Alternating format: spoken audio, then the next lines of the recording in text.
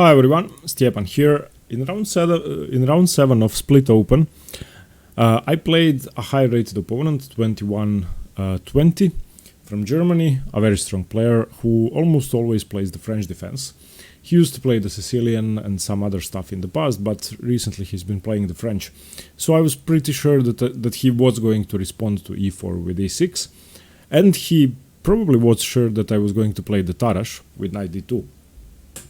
So, against the Tarrasch, if you don't know the opening, it's e4, e6, d4, d5, knight to d2. Black has several options. I think the best one is c5, perhaps the most popular one is knight f6, and black can also take on e4, which isn't that challenging. Sebastian plays knight f6 almost always, in all the games I could see actually. He played knight f6, and now white has only response e5, we have knight f to d7, bishop d3. Something can be played against bishop d3, but this is going to be on the board 99% of the time. c3, knight c6. And this is the position which I played probably 200 times in Blitz. I've played it at least 7 or 8 times in tournament games, and I know it really well. I will usually play knight e2 here. Knight f3 is also possible. And I haven't really been exploring anything else. And for this game I tried to find a surprise. It doesn't matter where, it could be early on in the opening, later on in the opening. I just wanted to find something that will surprise my opponent.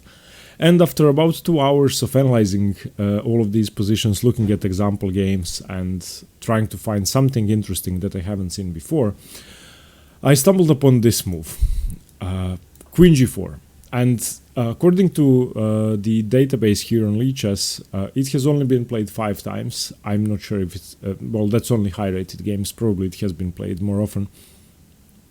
And I've never seen the move before. As soon as I saw it, I thought it was interesting. I sent it over to a friend of mine who is a FIDE master, and I also sent it to Mate, who is a FIDE master and plays the Tarrasch against the French. Neither of them has seen it before, which was a good sign, and I asked them what they think. Or what they thought, and started analyzing the position. Now, there are a couple of options here for black. The best one, according to the engines, is h5, and now queen f4, g5, queen e3, bishop h6, knight e2, queen b6, and this is sort of how the variation should go. Here, white should be careful with bishop to b1 to make sure that on any g4 he can play queen to d3. So this is one of the best variations. The other one is f5, which isn't that good, but is playable. White doesn't want to take en passant, of course, because that would defend the e6 pawn after knight recapture, so queen f4. Now either cd4, bishop e7, or after queen f4, simply g5, after the queen moves h5. And it's going to be a tricky game, which black has never seen before, that much is clear. Another move that can be played, and if my weak PC runs for about half an hour, it says that queen c7 is the best. After which white can either continue with knight e2 or a3. I chose the move a3 because in many lines, as you are going to see what Sebastian played in the game, after c takes, the knight wants to come to b4, chase the bishop away, and after a3 that's not possible. So after a3, h5, queen f4, g5, and now once again queen e3. All of the variations are sort of aggressive, except for the one that he had played. And I prepared all of them. I prepared all the sensible moves, all the five games that have been played, I've studied, and I spent about 3 hours on the opening. According to the engines, after queen g4, black is equal, which isn't good on move 7 with white pieces, but I knew that he was going to spend some time. And after, I actually have the score sheet here, I'm going to tell you how much time he's been spending.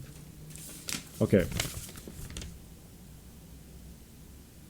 After queen g4, he spent 15 minutes, which is good, considering that he is 2100. And after 15 minutes, he played c takes d4, which is sort of a move that you can interpose. It's not very committal, and it's going to happen anyway afterwards.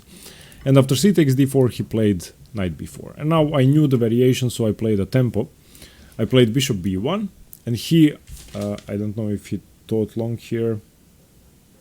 No, yeah, okay, he played this instantly. This was probably his calculation in the 15 minutes. Played queen c7, and I played queen to d1. And now he thought for another 15 minutes and found the best move.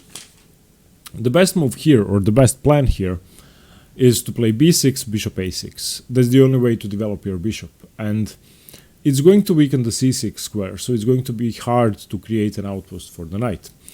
After he'd played b6, I, without thinking, played the move knight e2.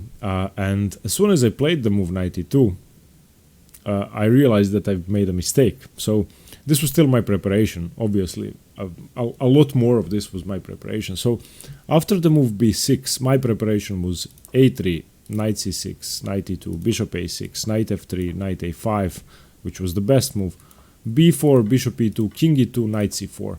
And I knew the position up to here. I know that white is slightly better and that white has no problems. My king is actually useful on e2 and my bishops are good. Okay, I can try to exchange the knight later on and blockade with my bishop or whatever. So this was my preparation. After b6, without playing a3, which is a crucial move, I played knight e2. Immediately, I forgot about the move a3. I forgot to chase the knight away. And after bishop a6 happened, I was worse. And there's nothing I can do here, because now he's threatening knight d3, he's threatening rook c8. All of a sudden he has a lot of aggressive pieces aiming at my king. And the difference is after a3, knight c6, if I play knight e2 now, bishop a6, there's no pressure on d3. So after knight e2, bishop a6, castles, rook c8, I needed to, well, psychologically get back into the game, because I surprised my opponent with an opening and then I forgot to play one move, which was crucial. That's horribly stupid, but I still had to play on. White is worse here, minus 0.7, minus 0.8. So what do I do here? I have problems with knight d3, I have problems with knight c2. I have to allow knight c2, I have to allow knight d3, I cannot move my e2 knight. And I mean, I played rook e1 just to defend the knight, to make sure that if this happens, my knight is still defended. And that's exactly what happened. Knight c2, bishop c2, queen c2, queen c2, rook c2. I played a3, because if bishop b4 comes, then I am lost. And now bishop e2, rook e2, bishop e7, rook e1, castles, knight f3. And here we sort of have the opening over. Black has an advantage, definitely. I have a very weak French defense pawn on d4. I have an undeveloped bishop, whereas all of his pieces are developed. He has the c-file, he has the rook on the second rank. It's not winning, but it's almost winning. The engine will say that it's more than -1. So on high levels, this is winning. On my level, might be still a draw or a different result, but not with precise play. Here he played rook fc8, and I played rook b1. I want to play the move b4 eventually and expand, but he played b5, and now I had to develop somehow. The point is b5 allows knight b6, knight c4 and knight a4, so I had a huge thing here. I didn't really know what to do. Bishop e3 is not such a good move because I have to keep control over some dark squares and over c3 in some positions, because b4 is actually a threat. So I ended up playing bishop d2. He played knight b6, and now I had a huge thing. I can either play rook c1, trying to exchange the rook off, or rook e to d1, which I decided to do to make sure that I overprotect my weakness and try and not trade off all the pieces, because I'm going to be just worse in this endgame. Knight a4 was played, and now there were several options. b4 isn't good, I think, because he can just play rook a2 and try to attack that way. Or even if he doesn't play that, I think that the knight is just going to reroute and come back into c4 uncontested, so I don't really want to play the move b4. b3 was an option, but I was afraid of knight b2, and after knight b2, rook dc1, maybe rook takes, rook takes, rook takes, bishop takes, and now he's going to attack my bishop. I'm going to move my bishop, he's going to take, and I saw that something is going to hang. This is just lost. So after knight a4, I just admitted my mistake, played bishop c1 and passive b4. a4, bishop b4, rook a1, a5, and now I played rook a1 because I want to trade his knight for my bishop. My bishop is definitely worse. Rook takes a4, rook takes c1, rook a1. Rook 1 to c2, rook ab1, trying to defend, and now I thought it was slightly better than it used to be. He still has a rook on the second rank and a much better pawn. But yeah, and here I thought he should just play the move rook e2 and be winning. And after rook e2 I don't have a good response. His threat is rook to c2, so I would probably have to play knight e1. So let's say he takes, I take with the rook, he just moves the rook probably. And after I have to attack him here to defend indirectly on d4, he can just play rook c2. And now if this happens, his rook is better than mine, I'm never defending d4 and the game is lost. So I was afraid of that. And after rook ab1 he played g6 and I played king f1 instantly just to stop rook e2. And now a huge struggle, a4, knight e1, takes. A few moves in which he got his rooks to superior positions and I didn't know what to do. So I tried to expand. And now after king d7, I don't know what to do. I have no moves. It's not that he cannot infiltrate. Let's say I play king f3, which is the only sensible move if I want to make progress. Rook b3, king g4, rook cb4, and you can see that something is going to fall. I'm going to end up a pawn down and be worse. So I played the move g4, which at the time I didn't see what the problem was with it. I didn't consider his threat, which was just bad of me, but still the position was lost anyway. I played g4, which allows rook b3, rook h3, and now I'm giving him 3 targets, and this is now indefensible. So rook b3. At this point I didn't know whether I should resign or play on. I played on for a little bit, and he won a pawn obviously.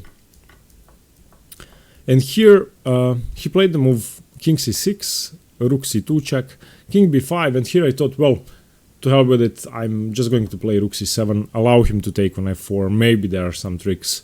If I don't get behind his king, then I'm never going to achieve anything. So this happened, and I start shuffling my rook around, and yeah, in this position I played rook e7, I'm basically repeating rook a7, rook e7, and he plays f6, which, believe it or not, the game is now a draw. And believe it or not, I managed to mess this up. The correct continuation is rook e6, king d7, and rook takes f6. And after rook takes g4, I can just take here.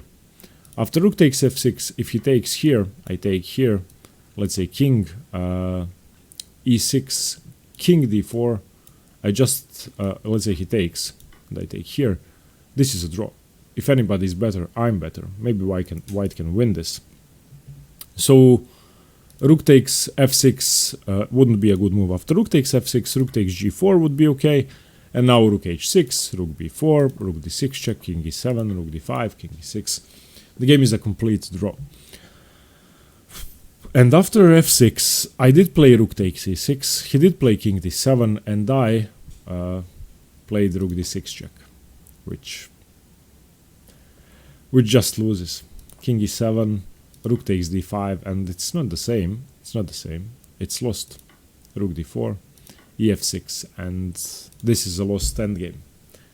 And I'm not going to torture you with this too much. He has a 2-to-1 pawn majority on the king side, and well, my king is sort of in the middle of 2 of my loose pawns, so he's going to win one eventually, and I cannot win his a5 pawn, a4 pawn as long as he is protecting it with the rook. So he was waiting for this moment. He checked my king, and now I cannot go to c2 or to d2 because he's going to take with check. If I go to d4, after he takes, I cannot take his a4 pawn because he has rook h4 check, and this was it. This was the game. I would say it was very instructive. I did manage to find a surprise on move 7 in the French, which not many people know. Use it if you can. I think it's a great move. And even though I lost, I'm still going to play it. I think it's a great idea. And then my opponent was just better, which was natural because I messed the opening up.